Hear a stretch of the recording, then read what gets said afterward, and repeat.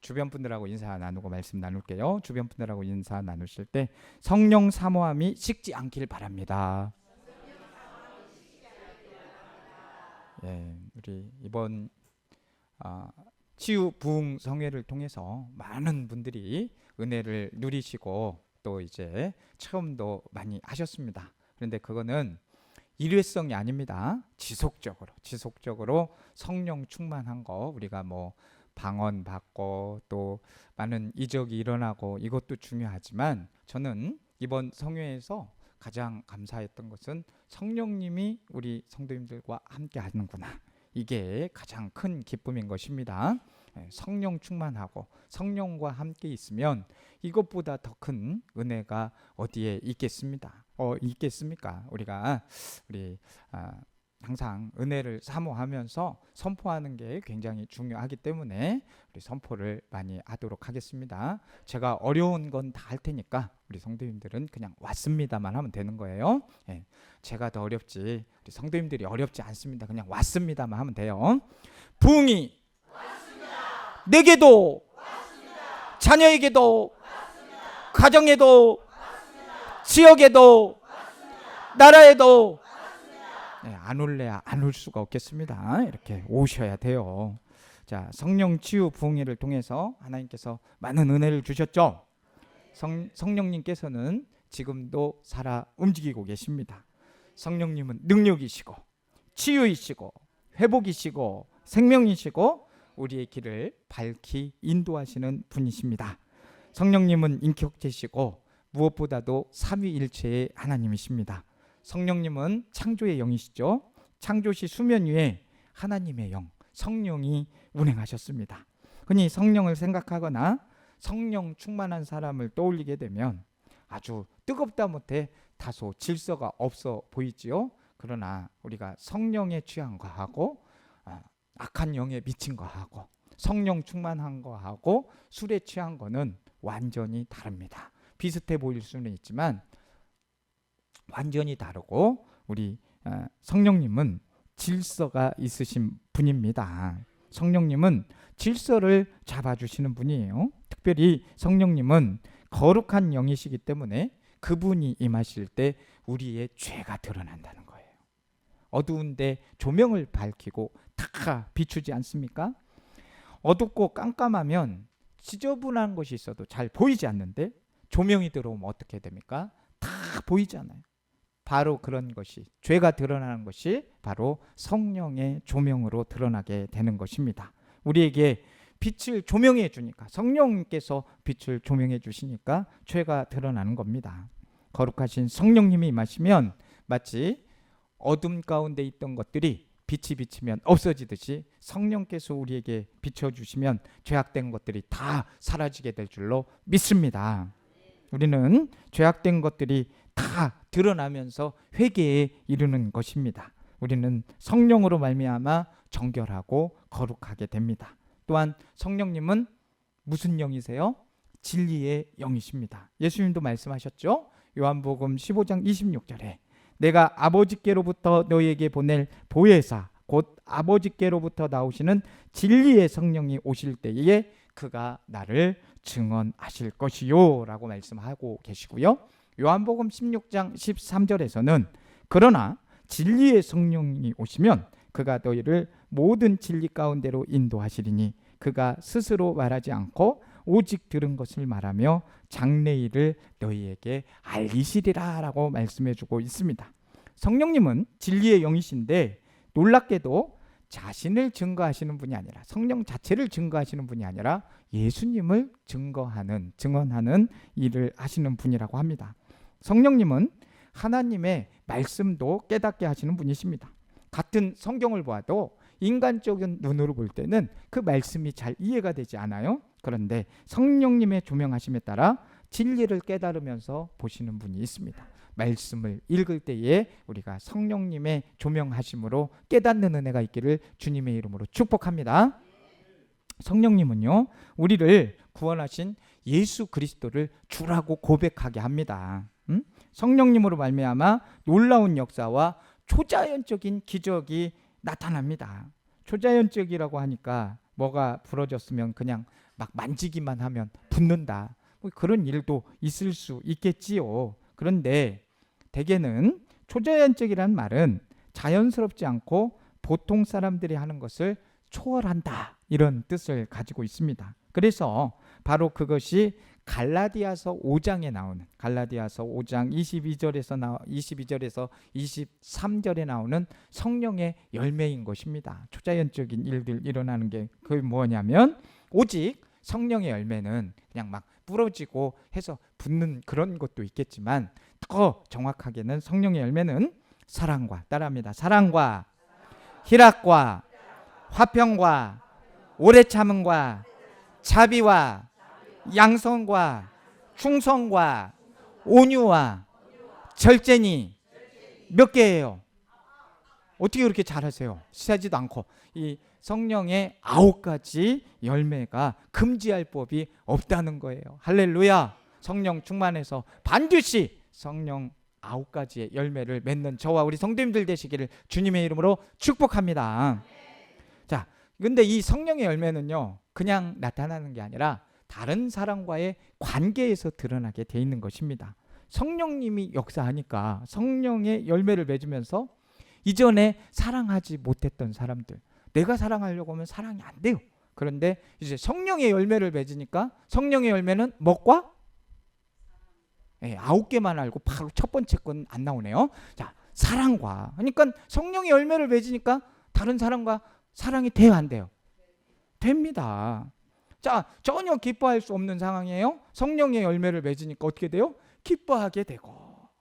자, 마음이 불안했던 상황에서 성령의 열매를 맺으니까 어떻게 되고? 화평을 누리게 되고. 그러니까 다른 사람과의 관계에서 변화가 일으니까 내가 살게 되는 거예요. 성령의 열매는 일단 내가 살아야 되니까 열매를 맺게 되는 거예요. 그러면 내가 열매를 맺으니까 다른 사람도 열매가 맺어져야 안 맺어져요? 맺어집니다. 그래서 가까이 하고 성령이 충만해지고 할 때에 열매가 맺히게 되는 것입니다. 성령님은요, 약 2000년 전에도 오순절날 예루살렘에 모여있던 그 120명의 성도들에게 임하셨습니다. 성령이 어떻게 임하셨습니까? 하늘로부터 호련히 임하게 되었습니다. 사도행전 2장에서는 그 당시 상황을 생생하게 전해주시죠. 그때 하늘로부터 급하고 강한 바람 같은 소리가 나서 그들이 있던 집을 가득 채웠고, 마치 불의 혀처럼 갈라지는 것들이 그들에게 보여 각 사람 위에 하나씩 나타났다라고 말씀하고 있습니다. 성령님이 바람처럼 임하신 겁니다. 불처럼 임하신 겁니다. 귀에도 들리고 눈에도 보이셨습니다. 그러게 임하셨습니다. 그래서 어떤 사람은 막 그런 은혜 때문에 성령이 임하여서 사람을 용서하는 용서의 사람이 됩니다. 세상이 이해할 수 없는 세상에 사랑하는 마음을 갖게 됩니다. 또 어떤 사람은 성령을 받아서 막 이 기도가 깊어지게 되는 거죠. 또 어떤 사람은 성령을 받아서 하나님의 말씀을 남들보다 더 깊이 연구를 하게 됩니다. 이처럼 예수님을 믿고 구원받는 사람은 다 성령을 받은 사람입니다. 그러므로 서로 나뉘고 막 시기하고 질투하고 이런 것이 아니라 복음 안에서 성령으로 하나가 되어가지고 하나님이 기뻐하시는 일을 위해서 힘썼단 말이에요. 그래서 여기 계신 분들도 이번 부흥회를 통해서 다들 성령 충만하셨죠?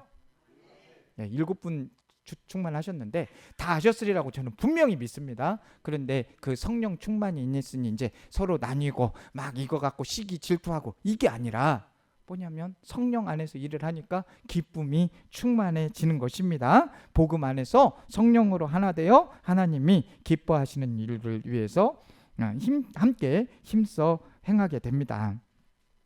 성령 체험은 사람마다 다 다를 수가 있습니다. 하지만 중요한 것은 우리 각자가 다 성령을 받았다는 거예요.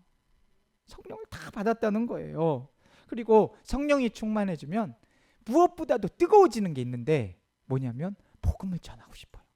예수님을 전하고 싶어요. 성령이 충만하면 다른 게 문제가 아니라 다른 사람 살리고 싶고 어떻게든 그 영혼이 극률해져 가지고 저 사람 전해야 되는데 복음 전해야 되는데. 예전에는 아우 저 사람은 왜 이렇게 안 죽는지도 몰라, 오래 사네, 이렇게 됐는데 이제는 그 영혼이 극률해지는 거. 그러면 성령이 충만해지면 저 영혼을 위해서 기도해야 되는데, 저 영혼이 살아나야 되는데, 반드시 예수님 믿어야 되는데, 이런 마음이 되게 됩니다. 성령이 충만해지면 나를 위해서 사는 것이 아니라 복음을 전하기 위해서 살게 되는 것입니다. 요엘서 2장 28절에 그 후에 내가 내 영을 만민에게 부어주리니 너희 자녀들이 장래일을 말할 것이며 너희 늙은이는 꿈을 꾸며 너희 젊은이는 이상을 볼 것이다 라고 말씀하고 있습니다.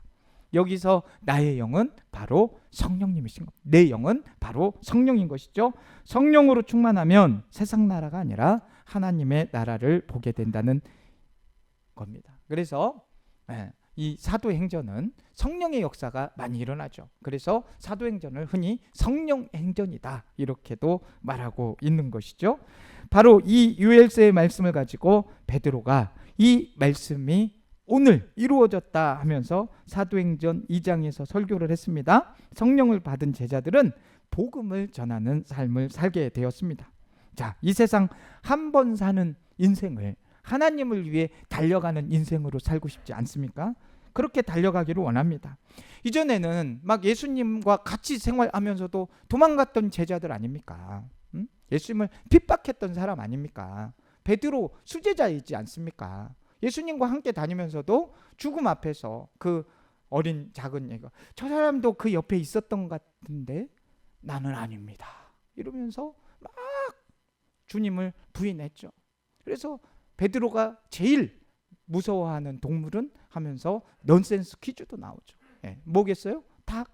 새벽 닭 얼마나 힘들겠습니까? 막 이러면은 얼마나 닭 소리만 나면 괴롭겠어요. 그랬던 그가 이제 성령으로 충만해지니까 어떤 사람으로 바뀌게 됩니까? 완전히 바뀌었죠. 이제 완전 성령 충만하여 회개하는 사람들이 나타나게 되고 변화가 되고 성도들이 믿는 자의 수가 날마다 더해지게 되었습니다. 그렇게 베드로는 담대해졌고 사도행전에 보면 이제 그렇게 죄인들도 회개시키는 많은 믿음의 사람들이 확장이 되면서 성령을 받고 변화가 되니까 그 예수님 죽음 앞에서 부인했던 베드로가 이제 예수를 잡아 죽인 사람들 앞에서 예루살렘 한복판에서 전도를 하는 거예요. 전도를 하다가 잡혀가서 감옥에 갇히기도 하고 그러는데 당신들의 말을 듣는 것보다 하나님의 말씀 듣는 것이 옳다고 선포를 하잖아요. 그런 사람이 되었어요. 이렇게 성령이 충만해지니까 담대한 사람이 된 것입니다. 교회를 잔멸하던 사울이 있었잖아요. 그런데 담메색으로 가던 길에 예수님을 만나서 변화된 다음 바울이 되죠. 그런데 바울은 가는 곳마다 어떻게 됩니까? 복음을 전하죠. 근데 복음을 혼자 전하려고 하면은 힘들어서 못 전합니다. 그런데 복음을 전할 때마다 누가 함께 했어요? 성령님이 함께 하시니까 이 이방인 전도에 있어서만큼 바울처럼 이방인 전도를 해낸 사람이 없어요. 늘 성령님과 동행을 하시니까 그렇게 가는 지역마다 일어나게 되지 않습니까? 사도행전에 보면 많은 지역들이 나오지만 에베소라는 지역이 이 에베소 교회가 참 은혜로운 교회가 되기까지 이 사도 바울이 이 지역이 참 어려웠습니다. 그런데 제자 12명을 만나게 되죠. 그들의 영적 상태에는 문제가 좀 있었잖아요. 그들이 예수님을 믿는 것 같은데 성령의 역사가 일어나지가 않는 겁니다. 그래서 바울은 그들에게 질문을 하잖아요. 2절 말씀에 너희가 믿을 때에 성령을 받았느냐라고 묻잖아요. 여기서 너희가 믿을 때에라는 말이 아주 중요합니다. 그러니까 성령은 아무나 아무 때나 받을 수 있는 게 아니라 성령은 누가 받는 거예요? 예수님 믿는 사람이 받는 거예요. 그러면 성령은 누가 받는 거예요? 옥산교회 성도님들이 받는 거예요. 왜? 예수님을 믿으니까. 안 믿으면 성령을 받을 수가 없는 거예요.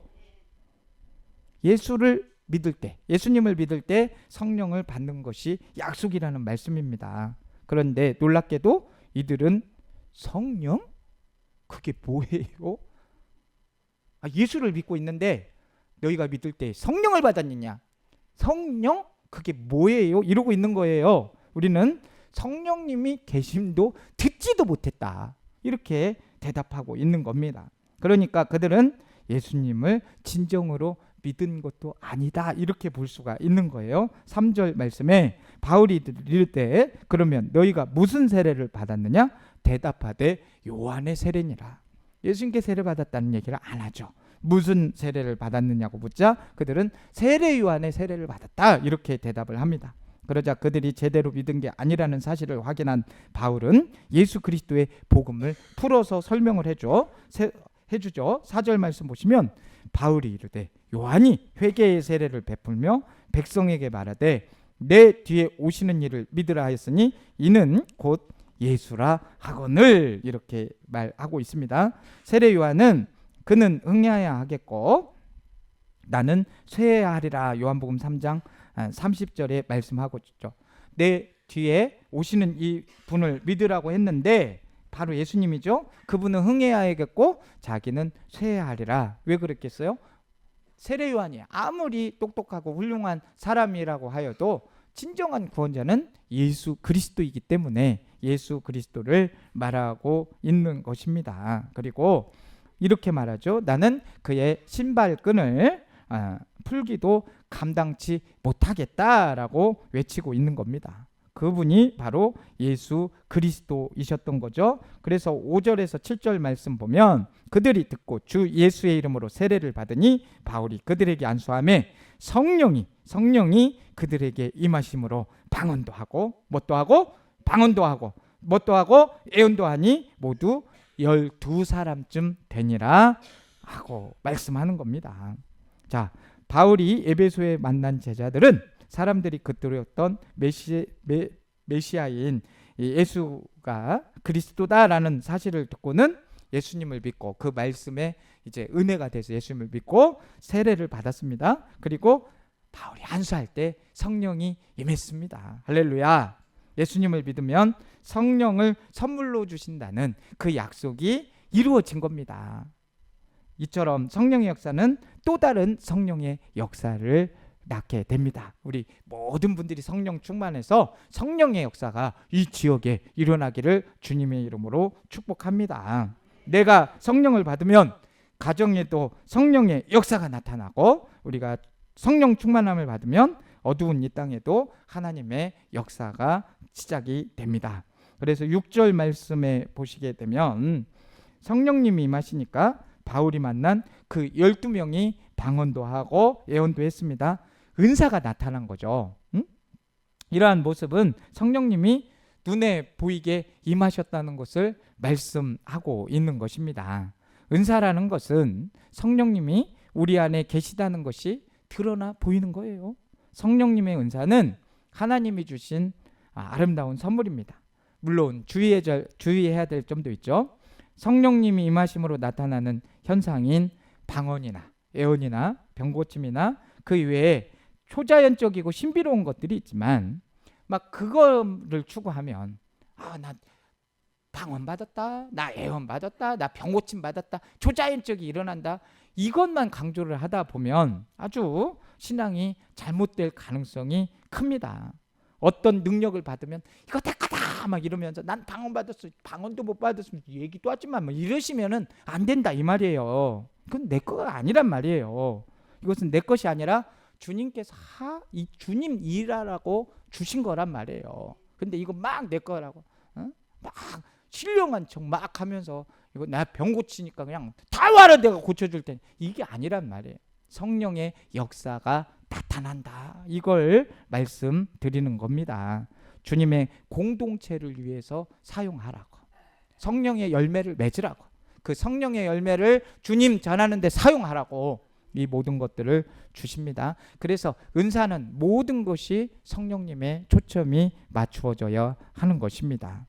성령 체험도 중요하고 이 신비로운 현상도 중요해요. 그런데 하나님이 주시는 것은 무엇이든지 다 귀하다. 이렇게 은사는 귀하다 생각을 하시고 성령님과 동행하면서 내가 그분과 함께 동행을 하면서 그분께 순종하고 있는가, 이것부터 점검을 해봐야 합니다. 어떤 능력을 행하는 사람도요, 성령 충만한 상태가 아닐 수도 있는 거예요. 성령 충만이라는 것은 성령님의 인도하심에 따라서 순종하며 살아야 되지 않겠습니까? 은사를 받았다고 한다면 더욱더 성령님의 인도대로 그 뜻대로 행해야 되는데, 그렇게 하고 있지 않고 그냥 은사만 남발을 하고 있다면 그거는 성령의 뜻대로 행하는 것이 아니란 말이에요.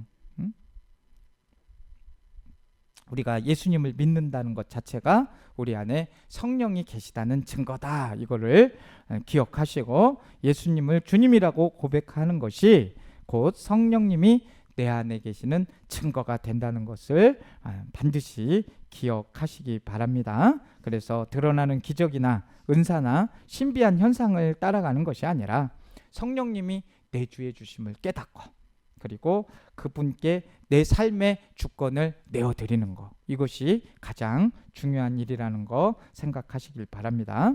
그러면 이제 성령님이 임하시게 되면 다양한 일들이 나타나는데, 그중 가장 확실한 증거는 복음을 전하는 거라고 말씀을 드렸습니다. 그래서 사도행전 1장 8절에 이런 말씀이 있죠. 오직 성령이 너희에게 임하시면. 자, 우리가 성령이 임했잖아요. 성령이 임하시게 되면 너희가 뭐를 받고? 권능을 받고 예루살렘과 온 유대와 사마리아와 땅끝까지 이르러 내 증인이 되리라 하시니라. 자, 여기에서 내 증인이 되리라, 이 표현에 주목할 필요가 있습니다. 내 증인이 되어라 이렇지 않았잖아요. 되어라가 아니에요. 되리라, 약속의 말씀인 겁니다. 명령이 아니에요. 바로 약속입니다. 성령님이 임하시면 권능을 받는데, 그 권능은 복음을 전하는 능력이 임하는 거예요. 그래서 성령이 임하시면 변화가 되어서 그리스도를 전하는 일에 헌신을 하게 됩니다. 우리 예수 믿는 사람들은 그래서 날마다 성령 충만의 은혜를 주십시오라고 기도해야 되는 거예요. 내 삶을 내가 원하는 대로 사는 것이 아니라 하나님 원하시는 대로 살게 해주시라고 간구해야 됩니다. 내가 원하는 대로 살면 어떻게 되는 것입니까? 그게 좋을 것 같아도 나는 불완전한 인간인데, 불완전한 인간이 인생을 끌고 가면은 불완전할 수밖에 없다. 그러나 완전하신 하나님께서 이끌어 가실 때 우리는 아름다운 인생이 될 수밖에 없는 것입니다. 우리는 성령에 이끌려가는 삶을 살기를 바라고 하나님께서 인도하시는 삶을 살기를 주님의 이름으로 축복합니다. 나를 향한 성령님의 계획이 있으셔요. 성령님의 인도하심이 있습니다. 그것을 알려주시라고 간구해야 돼요. 하나님, 저를 어떻게 사용하고자 하십니까? 하나님, 저를 어떻게 이끌고자 하십니까? 제가 그 뜻을 구합니다. 주님, 저를 이끌어 주옵소서. 그것을 알려주시라고 구해야 합니다. 성령님의 역사를 자꾸 거부하게 되면 헛된 세상에 흘러가는 대로 나의 인생을 맡길 수밖에 없는 것입니다. 그러나 성령님이 하시고 나를 사로잡아 주시면 우리는 하나님 나라를 꿈꾸게 됩니다.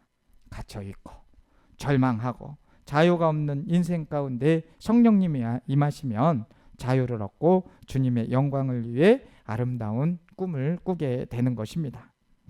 우리는 평소에 성령님의 인도하심을 따라 살아가는 인생이 되어야 하겠습니다. 그래서 이렇게 기도하기 원합니다. 한번 따라합니다. 하나님, 제 인생을 사용해 주십시오.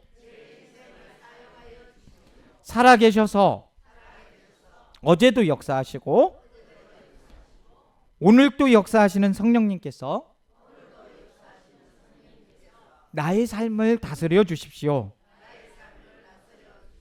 그래서 오늘 제가 무엇을 해야 할지 알려주십시오. 이렇게 고백하면서 복음을 위해 아름답게 쓰임받는 저와 우리 성도님들이 다 되시기를 주님의 이름으로 축복합니다. 예, 자, 우리 한 번 더 하겠습니다. 초반에 했던 거 우리 또 말씀을 잘 들었으니까 왔습니다만 하시면 돼요.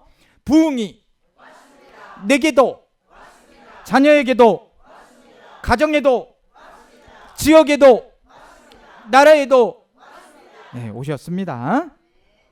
사랑과 은혜가 충만하신 하나님 아버지, 성령 치유 부흥회를 통해 베푸신 은혜를 잊지 않게 하시고 그 불씨가 식지 않도록 저희들 붙잡아 주옵소서. 성령님, 저희 죄를 조명하고 회개합니다. 거룩하신 영이 우리 안에 거하시어 날마다 정결하고 거룩한 삶으로 이끌어 주옵소서. 진리의 성령께서 말씀을 깨닫게 하시고 예수 그리스도를 증거하는 삶으로 인도해 주옵소서. 주님, 성령의 은사보다 더 중요한 성령 충만의 삶을 살게 하시고 사랑과 희락과 화평과 오래 참음과 자비와 양성과 충성과 온유와 절제의 열매를 맺게 하여 주옵소서. 저희들의 가정과 교회와 이 지역 사회와 이 나라 위에 성령의 역사가 계속 이어지게 하여 주옵소서. 성령님, 저희의 인생을 친히 다스려 주시고 복음을 위하여 담대히 증인으로 서게 하여 주옵소서. 저희의 힘과 지혜가 아닌 성령의 권능으로 살게 하여 주시고 날마다 성령 충만한 삶을 사모하며 강구하는 삶이 되게 하여 주옵소서. 이 모든 말씀 예수님의 이름으로 기도드립니다. 아멘.